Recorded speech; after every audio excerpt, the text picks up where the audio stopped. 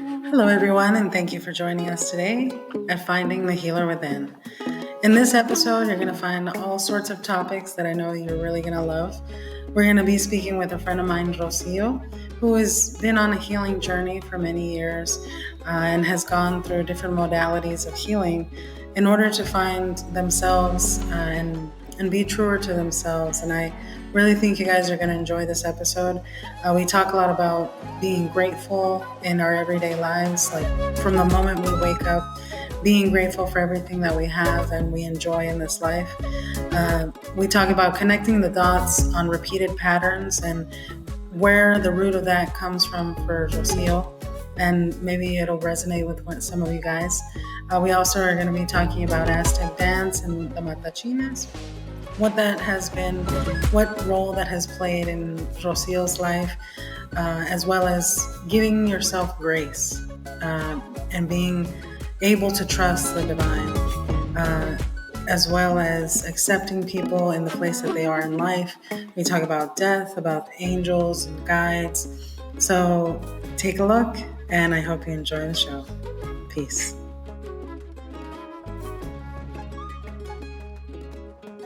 In the work that you've done, with kids and things like that, do you feel like you're the person that you needed when you were a kid? Is that absolutely so I grew up in the area, right? Mm-hmm. So currently we're in the East End area, right? We're in Second Ward right now, but East End is divided into two areas, Second Ward and Magnolia. So I grew up predominantly in the Magnolia area, also in Second Ward. I walked all these streets. But I went to Edison Middle School, which is in Magnolia, right? Mm-hmm. Whenever I was at Edison, I was going through shit with my mom, with my dad. I had gotten a stepdad. Like, it was a mess, right? And whenever I was in middle school, I was very lost, and my peers, my schoolmates were also going through similar things that I was going through at home. So we were all fucking lost, right? And what did we do when we came together at school? We were dicks to each other. We were assholes to each other. We did a hell of drugs, right? Mm-hmm. At 11, 12, 13 years old. Why were you doing drugs at that age, right? But given the households that we were growing up in and the lack of emotional support from our parents, not because they wanted to, but because they had to work, in addition to them also possibly not knowing how to be an emotional support, right? Because of cultural things, what you just talked about. We all grew up doing a bunch of stupid shit, like drugs, right? Harder, like pills type drugs, right? So fast forward to now, maybe 4 years ago, I worked at Edison Middle School again. So I went back to my roots, right? I went back to where I came from. And I realized that the school was the same, right? Yeah. Physically, the structure of it. And not only that, but the environment and the culture persisted, right? Mm-hmm. The kids were still going through the same shit that we were going through whenever I was a kid. The kids are still doing drugs. But now the kids are the kids are a lot. I was sexually active when I was 12, 13. I was like, what the hell? But now the kids are a lot more sexually active because of social media, because of the digital world that exists, right? Mm-hmm. So I was a teacher in the PSI classroom, which is a self-contained classroom, special education, for about a year, 2 years. And then the following 2 years, I was in the SLC classroom, which is the autism classroom. Mm-hmm. The autism classroom, it's the least restrictive environment. So the kids have to go out into the different periods of the class. And that's where I met a lot of the kids that were general ed, right? General education. And I started to build these relationships with these kids. And they would always be like, and you have to talk to these kids the way that they talk. Right. Because then they're not going to. Yeah. Miss, shut the hell up. You just have to talk to them the way that they talk. Oh, miss. What I say. Right. You know what I mean? You have to talk to them that way because that's how you build their trust. That's how they confide in you and you show them that you're there for them without judgment, right? Mm-hmm. And I remember this one moment right before I quit. So I quit because I had a very problematic student, and to the point where he took a knife to school. He was threatening to kill people. Wow. Nobody did anything about it. I was documenting everything that he did. And I was getting pretty much tired, and I was emotionally exhausted, right? Because it's emotional labor that you do when you work in a school. Yeah. So this kid, terrible, And that's why I ended up leaving. But right before I left, I started to tell my kids, the ones that I had developed relationships with in the general education classes. I told them, I said, yo, I'm gonna leave. No, miss, no. So came like I knew, came my last day, my last week. I had bought them like some, like the Ojo bracelets and like the San Judas bracelets because they like that kind of stuff. Right. So I bought them bracelets, and I remember being in second period with Miss Martinez. Shout out to Miss Martinez. Second period math, and I was like, "Hey, Miss, last week before break, can I take some of these kids outside to like talk to them?" She's like, "Yeah, go for it. Miss Martinez is cool as hell. Same, the kids love her."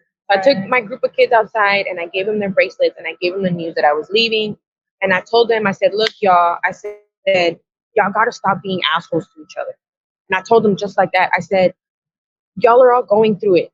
I said, "And I know that y'all are all going through it." I said, "You don't have to tell me these things because I can read you all." I said, and some of the things that you are going through, I went through when I was a kid. I said, and I know that at times you feel trapped and you feel like you're never going to get out of here or the situation that you're in, because I felt the same way. I said, but I want you to know that the world is your oyster, and anything that you want can and will be yours. I said, I love you all. I said, and I believe in you all. No, miss, I'm stupid. No, you're not stupid. Yeah. You're not stupid. That's ingrained. Right. I said, you are, well, miss, because I be failing all my I don't give a fuck if you fail your classes. You are not stupid. Right. Do not let these numbers that are grades tell you that you are not smart enough, because you are. I said, all of you have different talents that are still hidden within you that you have yet to discover, and you'll discover them as you grow up. I said, but you are not stupid. So, okay, miss. So I gave him the bracelets, whatever. And then this girl, she was like, "Miss, can I talk to you?" And I was like, "Yeah, sure." And I was like, "What's up?" And she waited for all her friends to go inside. She's like, "I just have something going on." And I'm like, "Well, talk to me. What's going on?" She's like, "Well, I have this boyfriend." And I'm like, "Okay." She's like, "But he touches me in ways that I don't like." And I'm like, "Well, what do you mean he touches you in ways you don't like?"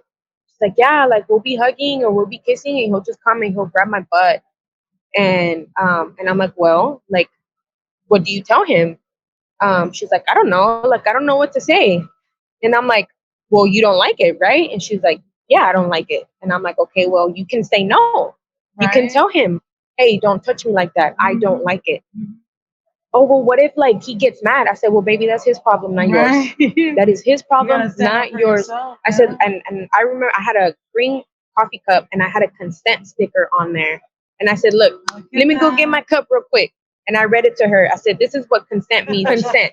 Consent means that if you don't want somebody to do something to you, you say no.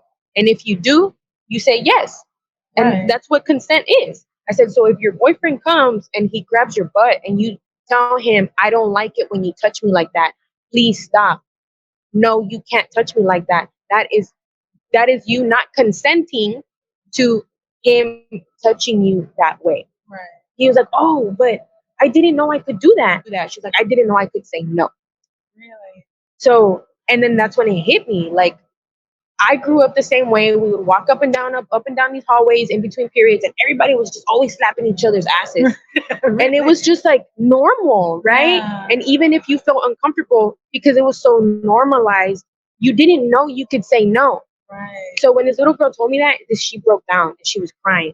She cried, and I hugged her, and she's like, "Miss, I just don't like it," and blah, blah, blah. And I was like, "Look," I said, anytime, anywhere, it doesn't matter who you are with, whether it's your boyfriend, whether it's your dad, whether it's a family friend, whether it's your tío, it don't fucking matter who it is. I said, if somebody touches you and you don't like it, you say no. And if they keep doing it and they're in a public place, you fucking yell. Yeah. You fucking yell. Yeah. You say something. Yeah. I said, because you are not taught these things in school. I told her, I said, you come here, you learn math, you learn whatever. I said, great. But you are not taught the most important things that you are supposed to learn. I said, and I'm teaching you that now. Right. I said, I'm telling you that now, that you can say no, and that people don't have to touch you the way that you don't want to be touched. Yeah. And I told her, I said, look, mama, I said, I love you. I said, and I will always love you. I said, and I will always believe in you. And I want you to know that even though I will no longer be here, I will always have your back, no matter where you go, no matter where you go. And I said, and if you never see me again, I said, just know that you live in my heart. Right. You live in my soul. I said, forever, forever. And I hope that you go away with this, and that if you remember me in the future, you remember me because of this. So, you know, you also came from an adverse background yourself, you know, just having a single mom most of your life. Yeah. How do you think that made you into that type of person that was able to tell that little girl, like, I got you? I think it's crazy how I went back to work at Edison, right? I never thought I would go back. And when I went back, I saw myself in those hallways again, you know, as a kid. And I remember the shit that I went through when I was that age. And my middle school years were like by far some of like my roughest years in my life, right? Because I was in my puberty stage. I was like experiencing different things in my body, and like, you know, like it was just like I was going through a lot of things at home. And I remember having teachers that were assholes, right? And they were white too, right? And I had this one AP, Ms. Bauer, fuck that bitch. Shout out to that bitch, fuck you, hoe, if you're out there still alive. And she would tell us, me and my group of friends, she would be like, y'all are never gonna do anything with your lives. Oh, I know those things. Yeah, she's like, y'all are never gonna, and she would straight up tell us those things. And we're all fucking going through it. Right. You know what I mean? So whenever I went back and I saw what was happening, and I saw myself, my shadow walking through those hallways, right? I was like, damn, like those moments that I went through as a kid made me be the person that was there for those kids, right? Because I knew that they didn't, I knew, and because I worked there now, it was different. I wasn't a student anymore. Right. I was an adult. I was a teacher that was working there. So I saw the different teachers, the different types of teachers that the school had. Some of them cared. Some of them were there for a paycheck. Right. You know what I mean? And there was a lot more that were there for a paycheck than those that cared. Right.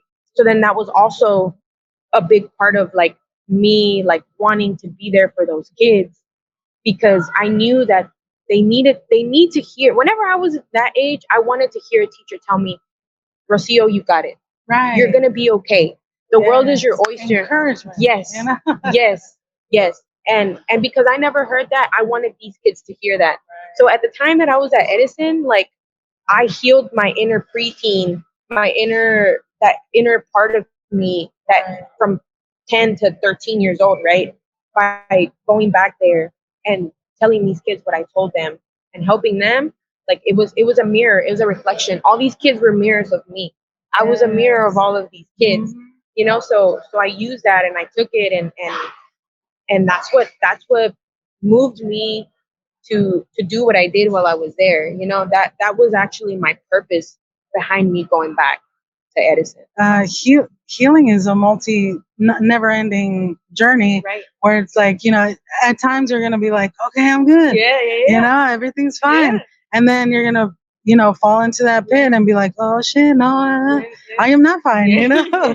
But then you gotta climb up that hole again and come out even higher, you know. But in the process that you've done that, do you feel like you researching your family, connecting back to your roots, and the roots that were severed, not only indigenously, but also like your understanding of what your heritage was, which you found out was much different than you originally thought, right? Yeah. So in all of that, like I think when it came to like my healing journey and like discovering like my roots and getting back in touch with that, like it was a long process, right? So I ended up, I'm gonna talk. This is where like the matachines come in, right? Yes. So I remember joining the matachines in 2015. Okay, it was 2015. 2015 was by far. I'm blessed to be here because in 2015 I contemplated my existence a lot, right? To the point where I would plan, right? So 2015 was a really, really bad year for me. And then came like around September, like toward the fall season came of, and my mom was like, hey, they're gonna do a matachines group and you're gonna be dancing and blah blah blah blah. You should join. And I'm like, nah, I don't want to join. Fuck the church, I don't want to join. Like fuck the Catholic Church. And so I was like real like fuck the church, I don't want to join it. And then one day, like I was like, you know what? Just do it.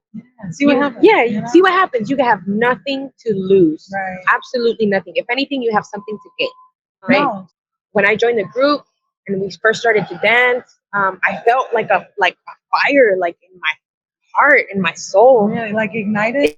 Ignited, like just like, you know? Yeah. And every time I would dance, I would cry, you know, because I felt it. And so it was kind of like, it was very moving for me. And I started to discover parts of me. But then I really started to wonder, who am I dancing for? So even then, although we were dancing for La Virgen de Guadalupe, I was like, who are we dancing? Who are we really dancing for? Right? And 2015, I was already in college. I had taken a little break, but I still hadn't started to really dive into Latin American history. So I still wasn't fully like knowledgeable in Latin American history. I still wasn't extremely knowledgeable about the colonization of our people. So that's whenever I started to research. I was like, well, who am I dancing for? So I started to do my research, right? And I started to dive into colonization, and it's like a topic that I'm really like obsessed with. From there, I started to discover all of the different cultures and societies that existed, you know, during pre-colonial times in Latin America, right? And the different deities, because all of the cultures that existed, they were polytheistic cultures, religions, whatever, right? So I discovered the origin of La Virgen de Guadalupe, right? And La Virgen de Guadalupe pretty much is a story that was created by the Catholic Church to assimilate the indigenous people that already existed in Latin America, right? Right, and that's also physically there because the church where the Matachines go, it's always on television. I remember that used to be a temple for Coatlicue, wasn't it? Yes, absolutely. So then I started to dive into that, and then I learned that, right? Her real name, which is different names, right? Coatlicue, Tonantzin, and this is who I'm dancing for. You know, this is, and that made more sense to me, right? That made a lot more sense to me. But also, like, I understand like the image of La Virgen de Guadalupe, right? But whenever I dance, like, I dance to Coatlicue, right? I dance Tonantzin. That's who I dance for, right? So then that kind of like helped me start to like dig in back into my roots of like, you know, I mean, we were all colonized. We're colonized people, right? And I, like I told you earlier, like I have Spanish blood in me because my grandmother's family were Spanish, right? And then from then on, like, I'm not entirely sure like how Spanish, how like indigenous like my family is, but despite that, like, I still feel a connection to the indigenous roots, right? So I started to dance, and that opened my heart, that opened my soul, that opened my spirit to me, right? To understanding different things and the perceptions of the world and what I studied. That really helped me embark on a journey of self-discovery of who I am. But really tying in those indigenous roots of where I came from and how and not only that, but also like whenever that happened, I realized, I was like, wait, I think my fucking grandma was like a bruja or some shit. You know what I mean? Or my mom too. You know what I mean? Because they have practices that have been passed down and passed down and passed down. So like, you know, la barrida del huevo, like, you know, using herbs as medicine, you know, like the fucking thing of the newspaper where you light it on fire to take out, you know, all of these take out the hair. So all of these things are like ancestral practices that have been passed down from generation to generation to generation. And that I also connected the dots with those ancestral practices whenever I started to like research and discover the dance, right? So like I connected those dots, and then it also helped me like find different ways and different rituals for myself to deepen my relationship with Coatlicue, right? And with divine spirit, which is like the energy that pulsates through the earth, right? And other deities that I now have discovered that I also venerate, right? That's kind of how I got in touch with like my indigenous roots. And I don't claim indigeneity, right? Because I don't know how indigenous I am, and I feel like out of respect, I can't say that I am indigenous. But I do. It doesn't mean that I don't have that within me. Does that make sense? Yes, because you seem to have a, like, you were called to that like you were saying, you had a fire ignited in you. Yeah. And sometimes, like they say, your spirits call you in different ways. And sometimes, for me, it was the drum. Like that's how I kind of got into the Carrizo Como Crudo tribe, and I started helping out. At first, it was activism, and then it turned into something else of understanding of people that were like looked over and glanced over. I mean, I literally watched an archaeologist tell the chief of this tribe that they no longer existed. They just disappeared in 1500, and he was still telling them like, oh well, there's information not only in the Library of Congress, but that I have here. And not only that, but my blood is here. My people are here. Right. You know? So we're not fucking dead as much as you think that we are. Yeah. Do you feel like you've had that ability to be able to not only open up to yourself, but to your family as well, and say, here I am, this is how I am, and I love you the way you are, and I hope you love me too, kind of thing? So I think that's still in the works, So about 2 years ago, I moved out of my mom's. I just moved back in this past year.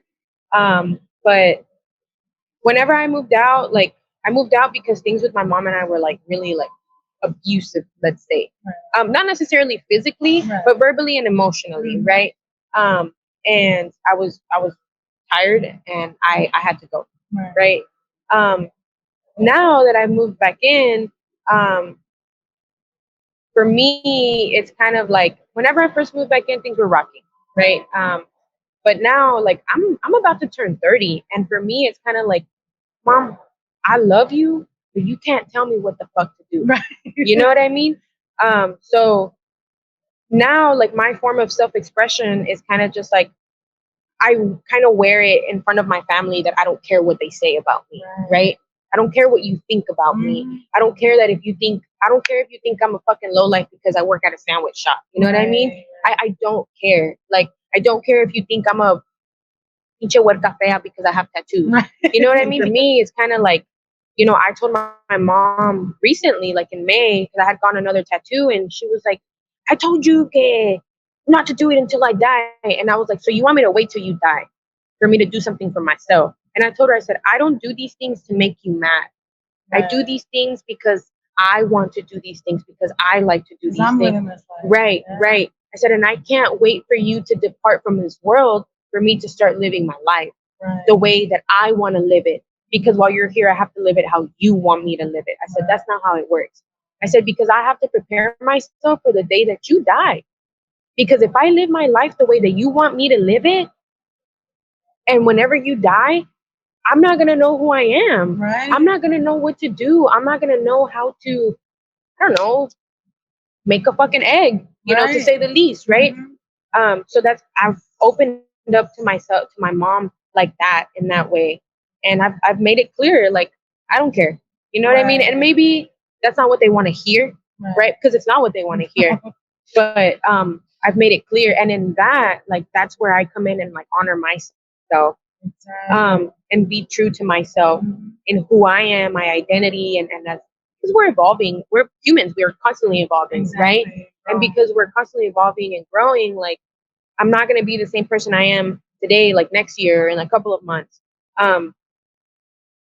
But by doing that with my family, it's a way that I'm honest with myself, right? And then when it comes to like, getting through the daily struggles of life, like, I like to give thanks every day for waking up, right? I wake up, and even like on my way over here, I was even saying, even like I'm driving and I'm saying it, like, thank you, Divine Spirit, for allowing me to awaken another day, for deeming me worthy of another breath of life. That this breath of life that I take is you, that is within me, right? And I shout out all the deities that I pray to, my ancestors, all of the angels that surround me. And that's what gets me through the day. You know what I mean? Like, I have to be grateful for what I have, for what I don't have, because what I don't have, God, Divine Spirit, or Tonantzin, Cualicue, like Santísima, whatever, they don't want me to have it in this moment. Yes. And I have to be okay with that. Yes. Because if I'm meant to have it, it's going to come when the time will come. And if I'm not meant to have it ever in my life, then I'm not. That's it. It's a way of accepting the way life is given to you, because it's that bravery that we have to have as kids to look at them in the face and say, I love you, but this is me and this is who I want to be, But do you feel like, Jean, that with the dancing that you are able to connect more purely with the divine in that sense? Absolutely. Like that, joining the Matachines was probably one of the best decisions I made in my life, right? It has been my longest commitment to anything. Yeah. Anything. That was in 2015. We're in 2023. I'm still a Matachin. Yeah. You know what I mean? And like, I think whenever I joined the Matachines, and I was telling you earlier, like I started to do my research and dive into like the history of that and who I was dancing for, that brought me closer to the deity, like La Virgen de Guadalupe Coatlicue, right? Tonantzin. Mm-hmm. And not only that, but again, to understanding the different deities that exist, and how they've been like syncretized into modern day, right? Yes. So that allowed me definitely to become much more in touch with the divine, with the deity that I venerate, to the point where like when after that, like I started to like get more, I started to get more into like the veneration process of it and what that looked like for me. So I set up an altar, right? Set up an altar space for I mean, I have an image of La Virgen de Guadalupe, but to me, she represents Coatlicue, right? Because I have yet to get my hands on an actual statue of Coatlicue, right? Yes. But when I do, she's gonna be there, right? Right. She's gonna be on my altar. And I'm not saying that my like I still am learning every day how to continuously devote myself and show it, right? Because it's still a learning process, right? But I have my altar space, and I put, like when was it yesterday? I was like, I gotta buy them flowers because every time I get fucking paid, I haven't bought them flowers, and they're telling me you gotta put some flowers on. Right. You know what I mean? So and like the other day, like I put out some little shot glasses, and I put them on my altars, right? And I took a shot with them, and that's a way of like connecting, right? Lighting candles, just sitting there at night and like just talking to them, and it definitely has brought me closer to connecting with them and connecting with myself, because it's the same thing. You know what I mean? It really is the same thing. And because at the end of the day, we're all one. It's right. It's that connection. Absolutely. And in this process, I will say that like I've discovered a new deity, right? A deity that is she has a bad reputation, right? I will say that she has a very bad reputation. She's not bad, right? But it's the Catholic Church that gives her a bad reputation, right? So just like the bad priests give the Catholic Church a bad reputation, right? So so in all of this, like the discovery of like connecting with the divine and connecting more with like Guatlicue, like I connected with a new deity, right? And the way that this deity came to me, and I'll say who she is, right? But let me tell the story. I about 2-3 years ago, and for this, like I'm always a strong one in my family, right? I'm always the one that has to like hustle, and like some shit's going down, like everybody looks to me to handle it, right? So about 3 years ago, going on 3 years, I have an uncle that died of COVID. And I remember that there used to be a metaphysical shop in this building called Moon Magic. Shout out to Moon Magic. They used to be here. And I would go into, it was literally right down here.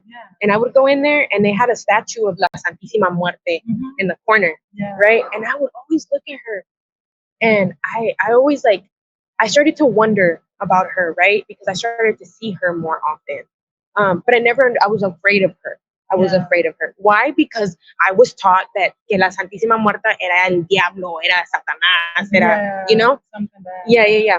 So the week before my uncle died, I remember I came to the shop, and the owner was there. And I asked her, I said, hey, I have a question. I said, it may be a little ignorant. I said, but I grew up in a very Catholic household that made me a little ignorant in this way.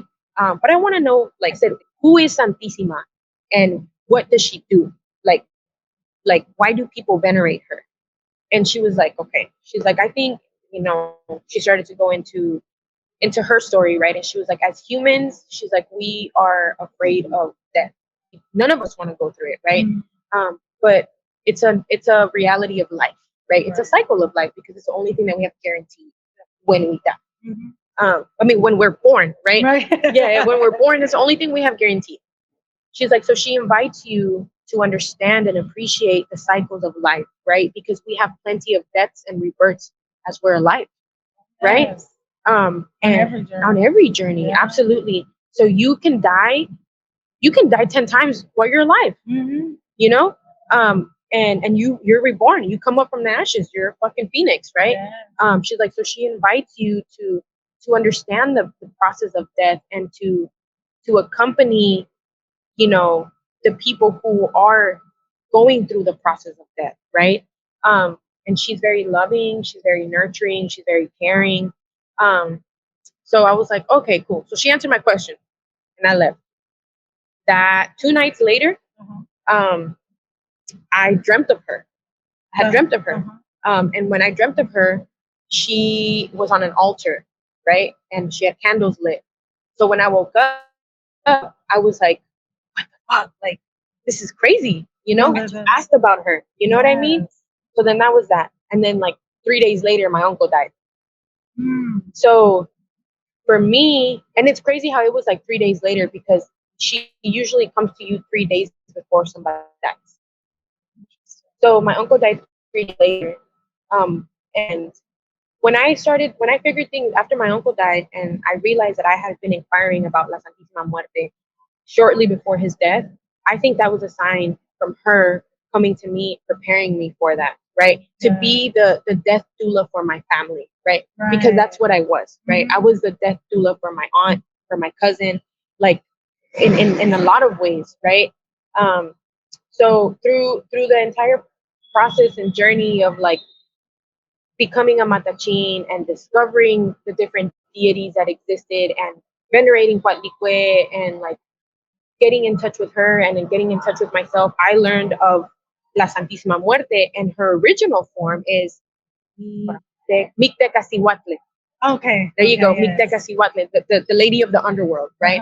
That's who she is. Yes. That's who she fucking is. You know what I mean? So I connected those dots, and I recently connected those dots.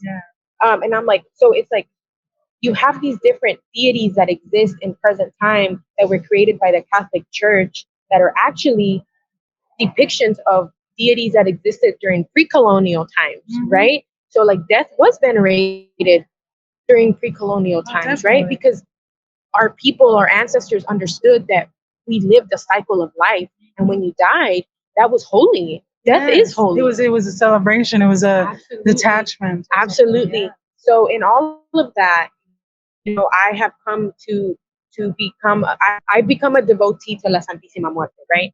And it's not something I publicly say up until now, right? Out of fear, right? For being shamed, for being a devotee, right? Because people are like, oh no, like, she's a devil, like she's blah, blah, blah, and people hate her. People fucking hate her, but they don't understand. It's in the fear of death, right? And it's also like, you were talking earlier about that like colonizer mentality that exists, right? That comes with the fucking Catholic Church, right? Because that's what they did. What a lot of us were indoctrinated. Right. So like now, like I have an altar space for Tonantzin, right? And I have an altar space for Santísima.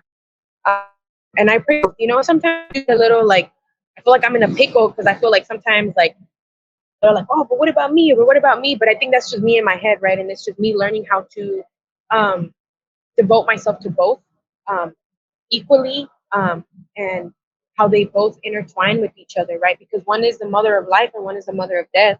You can't have life without death, and you can't have death without life. Exactly. And how it's like a union essentially, right? And it's also like me coming to terms with the fact that with death, right? Again, that death exists in various ways throughout our life, right? So last year in August, I was on my way out of town with my mom to my cousin's wedding. We're about 20 minutes from getting to Temple, Texas. We get into this fucking car accident to where I literally nearly kissed death. So we were driving, this man brake checked us in the middle of the road. It was raining.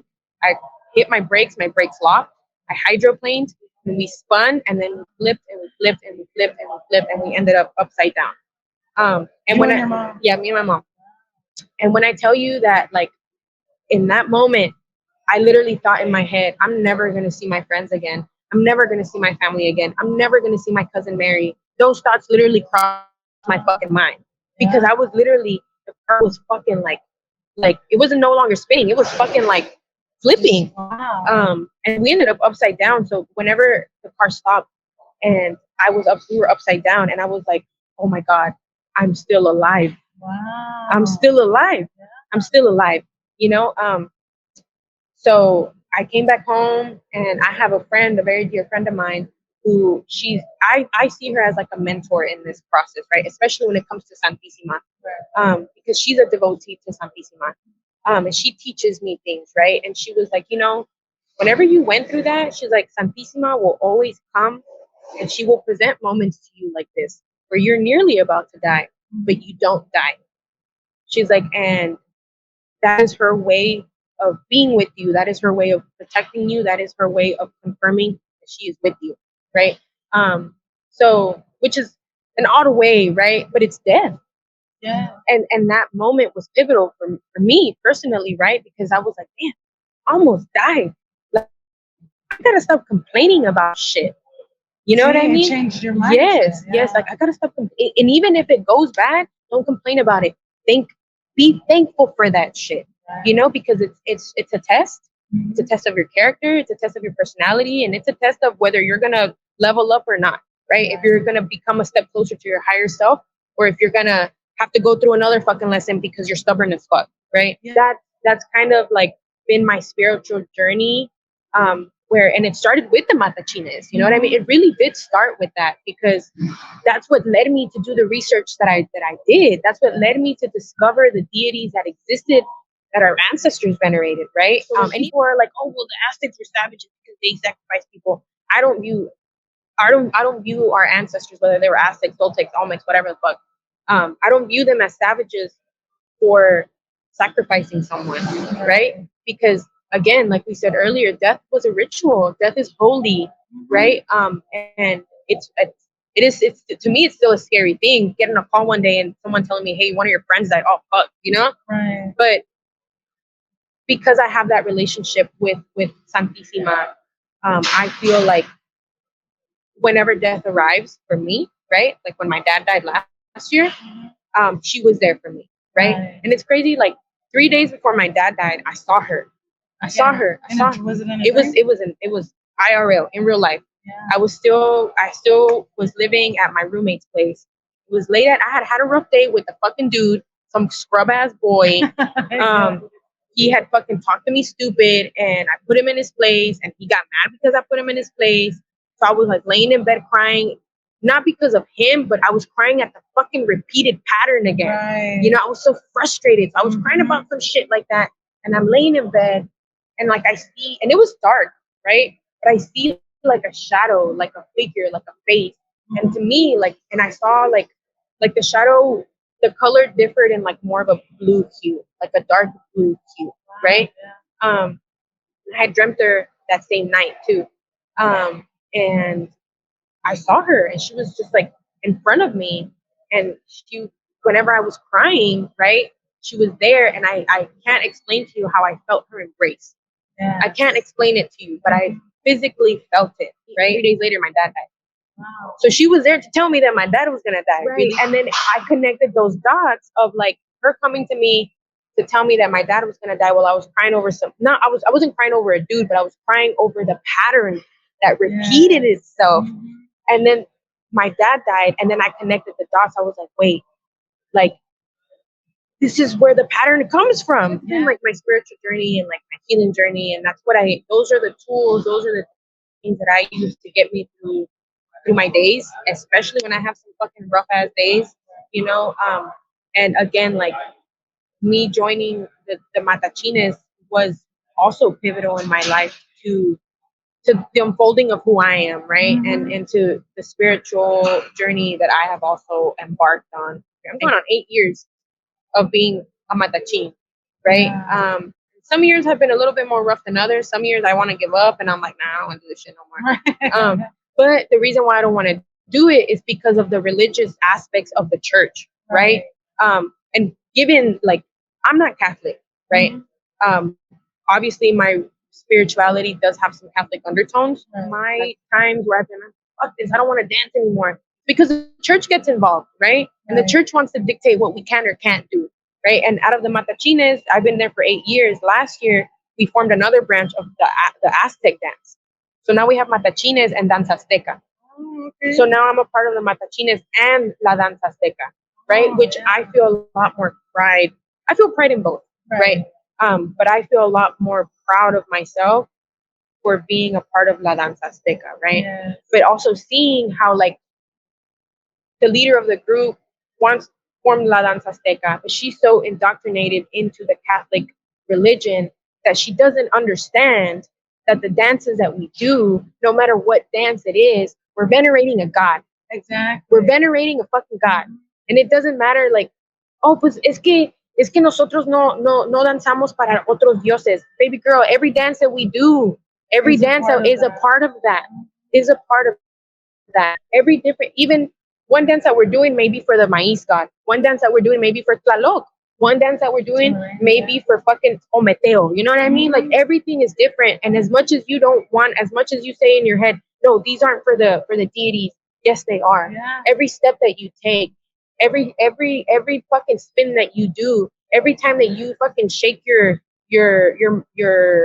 maraca, or, you know, like, everything is that. You know what I mean? So you cannot separate the Aztec, like, you can't separate the deities from the Aztec dance because you're Catholic and you don't want to dance to those gods. Right. Like, you're already doing the Aztec dance. Understand that.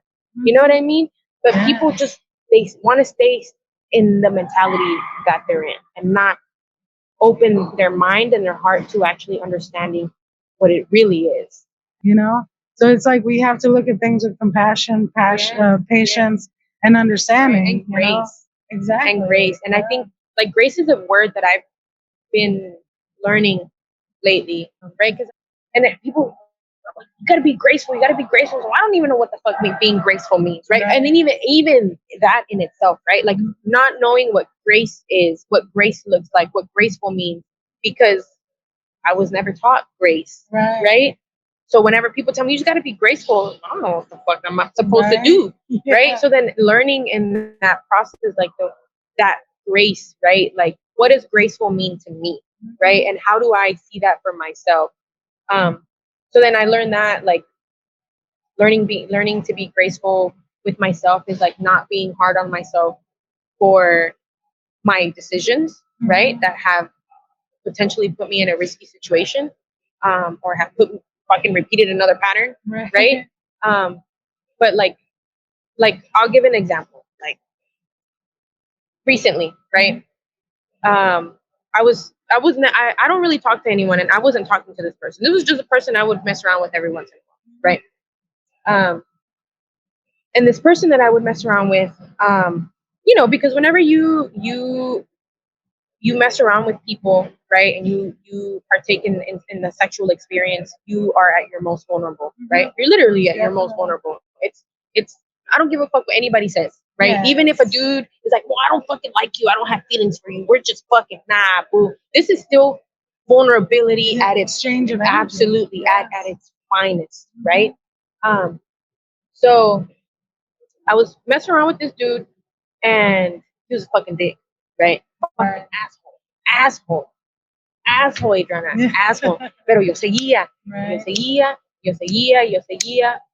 because in the moments of intimacy, another person would emerge, like it was like a kind and tender, warm person. Because those parts of him would surface in intimacy. I was like, well, he's really not the asshole that I think he is, right? So this is why I'm gonna keep fucking around with him, right? Because I know that there's a part of him inside that is kind and nurturing and loving.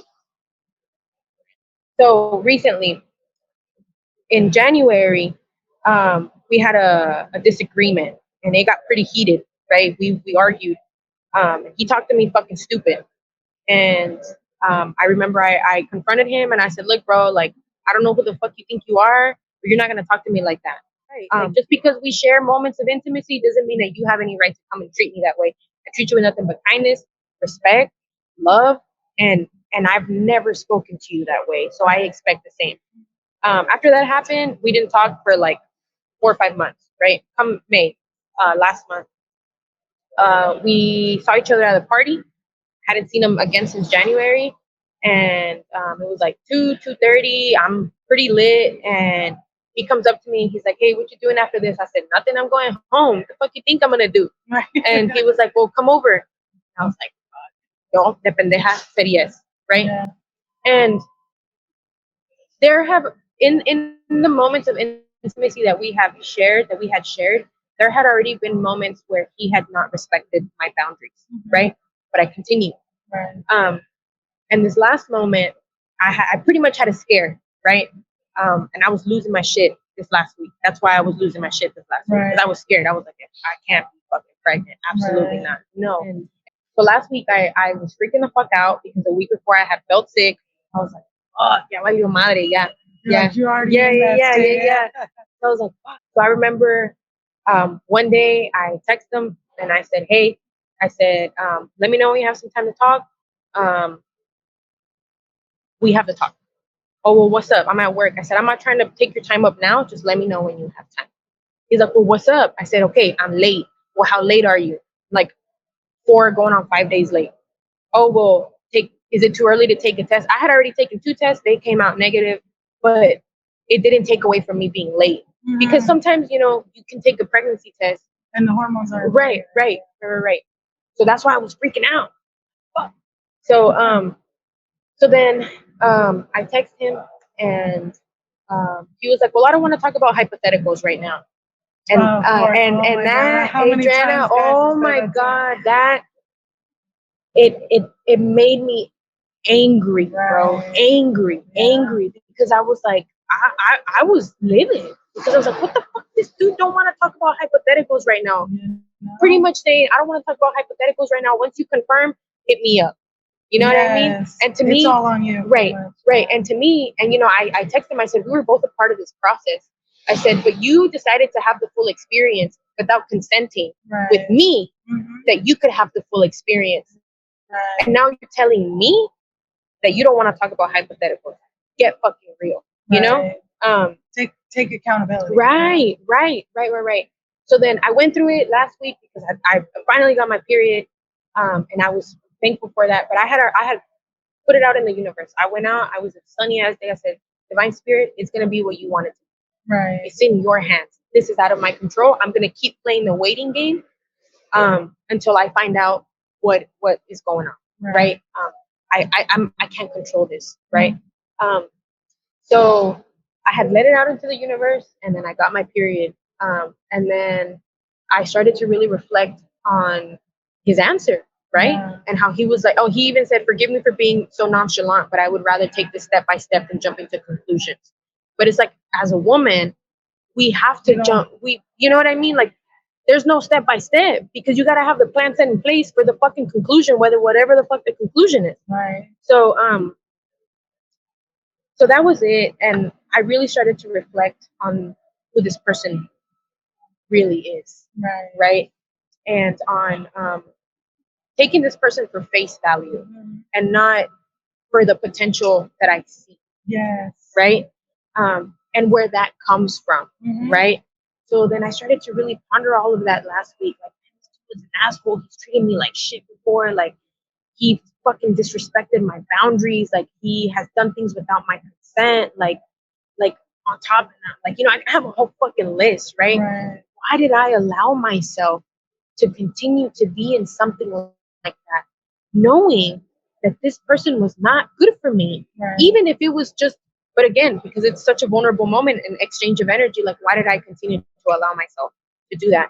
So then that's where that grace came in, right? Like giving yourself that grace. Right. Because I was like, Rocio, like, you grew up in a household where any partner that your mother had was abusive, right? Oh, yeah. Any partner that your mother had spoke to her the way that however the fuck they wanted to talk to her, right? That my mom would stand up for herself, absolutely. Right. But I realized again the pattern, and especially for this particular situation, right? Because my mom got pregnant, and my dad was like out there fucking around still, right? And didn't care, right? And then I see my situation, and I'm like, fuck, like if I would have been pregnant, this dude wouldn't have gave a fuck based on his answer already. Right. But I connected those dots in that relationship. Because I mean, it wasn't obviously like a romantic or platonic relationship. It was just a sexual relationship. But any relationship is a relationship. Exactly. So whatever relationship I had established with this person mimicked that of the previous relationships of my mom, right? Because my mom stayed, I decided to also stay and continue in that. And that's where that grace came in, right? I was like, Rocio, like you're learning. It's not that you didn't know any better to some extent, Right. but you're learning, right? And you just pinpointed this specific fucking pattern that continuously repeated itself. And now I feel like, nah, bro, like, yeah. Like I'm putting my foot down for Right. myself, and it's exerting my own boundaries to myself to not allow myself to be treated like this, whether it be by a man or a woman, right? Right. For me, I learned that that's what grace is to me, right? Not being mad at myself. Because I was mad at myself last week. I was like, man, Rocio, you already fucking knew that this was the fucking thing, and you kept doing it. But then I was like, no, wait. Let's not talk to ourselves like that. Right. Let's not blame ourselves for that, right? Because that's what grace looks like for me, right? And also like I said, not being hard on myself, and telling myself, hey, like you went through this, and this. That's why you did this, and this. But now we learned that we do not have to continue to repeat the same patterns, right? And let's be graceful with ourselves and not hard on ourselves, and show ourselves compassion and love, nurturing during these hard moments of our life. I mean, it wasn't necessarily like a hard moment, but it was like I mean, It's kind of a wake up call. yeah. It was a wake up call. Yeah. I struggle with always seeing the good in people, no matter what. No matter if they fucking wrong me, no matter what the fuck they do to me, no matter what, I always want to see the good in people, even if they hurt me to my core. Right. You know what I mean? But I've learned in last week and in the last couple of months that you have to take things for face value. You have to. If you continue to see the potential in people, and you continue, which is great, it's a good heart. Right. I told myself, I said, instead of seeing the potential in people for who they can be, take it for face value for who they really are in this moment. Doesn't mean that that potential doesn't exist within them, Right. but it may mean that they don't have the capacity in this moment to explore that part of themselves or to see that part of themselves, Yes. right? So just because you see it doesn't mean that That they see it. right. So face value is important, like face value, like that's it. And that's what I learned in this situation, right? And how to, again, like that grace, like of like not fucking being hard on myself for partaking in a relationship like that with someone who treated me like shit, right? But learning why I got into a relationship like that and where that came from. Yeah, I have a friend that I was in high school. My friend Hearson, shout out to him. I remember that I was in high school, and when I was in high school, like I've always hung out with nothing but dudes. But again, it comes from needing male validation because I never got it as a kid, right? So I was in high school. My fucking guy friends were dicks to me, right? I was still their friend. But this one homie, he would always tell me, like, why do you hang out with those dudes? They're fucking mean to you, you know? And I'm like, I don't know. And, you know, after school, we'd get home. That's whenever MySpace was a thing, and we would, you know, message each other. And then like Facebook, the Facebook started, we'd message each other. And he would always tell me, he'd be like, Rocio, he's like, I don't think you realize how smart you are. Because everybody would always call me dumb when I was in school. Everybody thought I was stupid, right?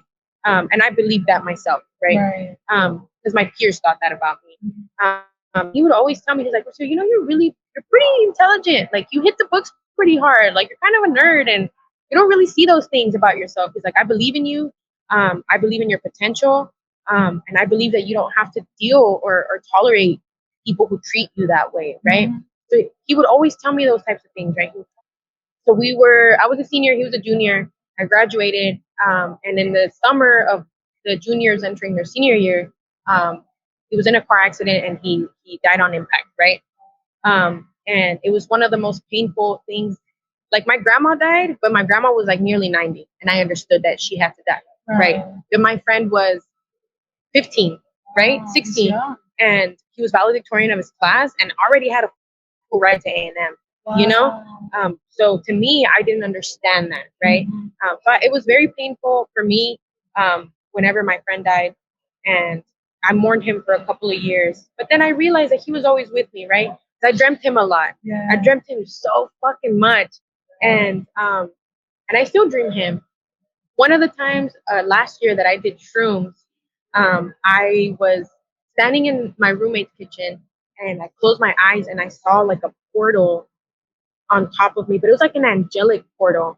And I don't know why, like, he came to mind, right? He came to mind, and whenever I saw that portal and it was like angelic and like he came to mind, it clicked to me. I was like, he's one of my angels.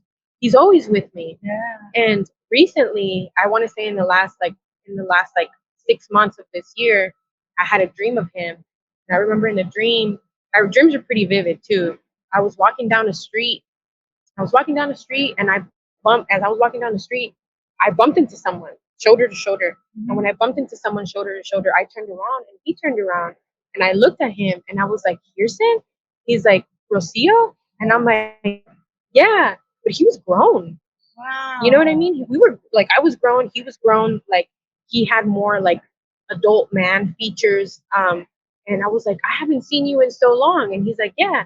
I was like, we talked briefly and that was it. You know what I mean? And then I woke up from my dream.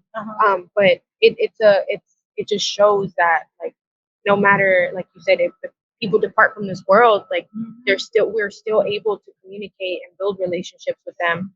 Not on a physical plane, but like in a spiritual world. And we're able to keep them near. So when that happened and I woke up, I was like, holy shit, like I hadn't dreamt of Kirsten in years, and he comes back in this dream and he's grown.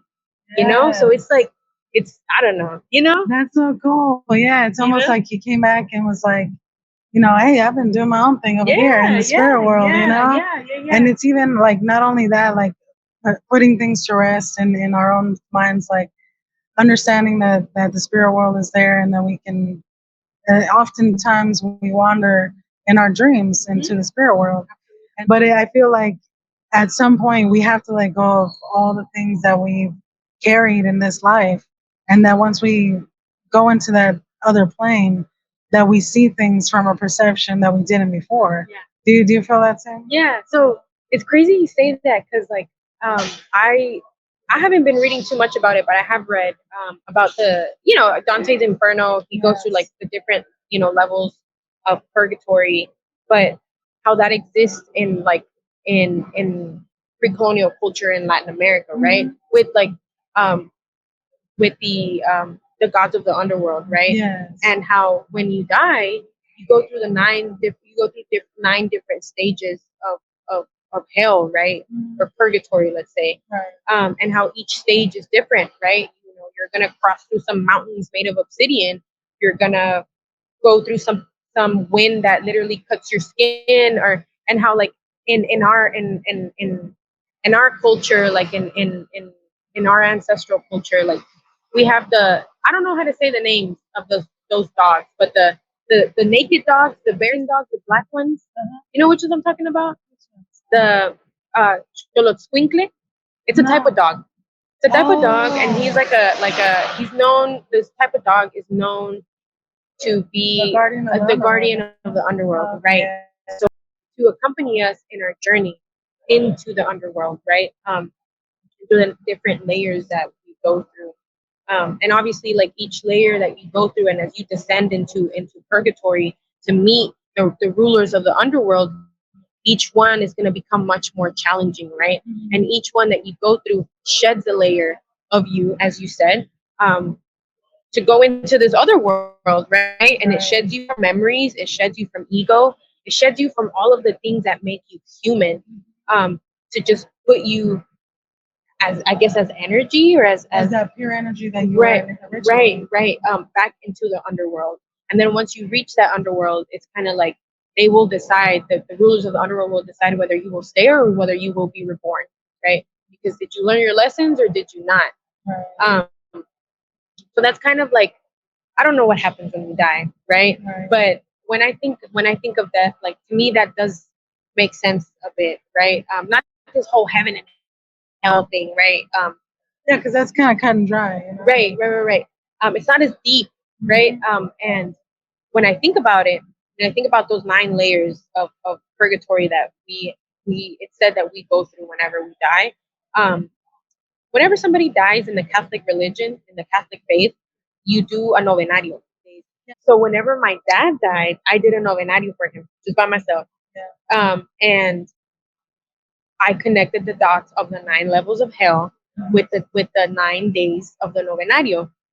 And I remember when my grandma died, we did a novenario for my grandma, and you have to do the novenario either the day after they die or the day that they're buried, or however. Whenever, as I grew up and I did the novenarios, and like I did my dad's novenario, and then I learned about the different layers of purgatory that you go through to reach the gods of the underworld, it makes sense how you pray for 9 days, because in the 9 days, that's where the spirit is going through these different levels of purgatory to reach the gods. And when you pray for them, you pray for them to be able to get through each level. Yeah, to reach that pure energy that they're supposed to reach. So it's also like, I don't know, like it's crazy to me, like when I think of like even death and like just the like I think the word is syncretization of like the mixing of like the culture that existed before colonization to what with Catholicism, right? And how those two things merged. And there's a lot of pre-colonial, like pre-Hispanic practices within the Catholic rituals that still, predate to back in those days. So when it comes to death, yeah, that's what I. Yeah, saying like that pure energy. Once that's reborn, where all that memory is erased of all the things, all the 9 levels of hell, and maybe in some cases it wasn't. But I really appreciate you having this talk with us, and like. I appreciate you for inviting me, like truthfully. Yeah, and it's funny because you're like one of the only Matachinas that I know of. Yeah. I talked to a lot of the Ensantes, and I myself like had one of my first out of body experiences through dance. Yeah. So I feel like there's a reason why I want to learn more, and understand more. It's not only for my own healing, but also for other people that can benefit from your experience and your understanding, because it's very unique. Everybody's experience is very unique. But I really appreciate you coming out here and talking with us. And hopefully we can talk soon and get a little more info on the next level of your healing journey.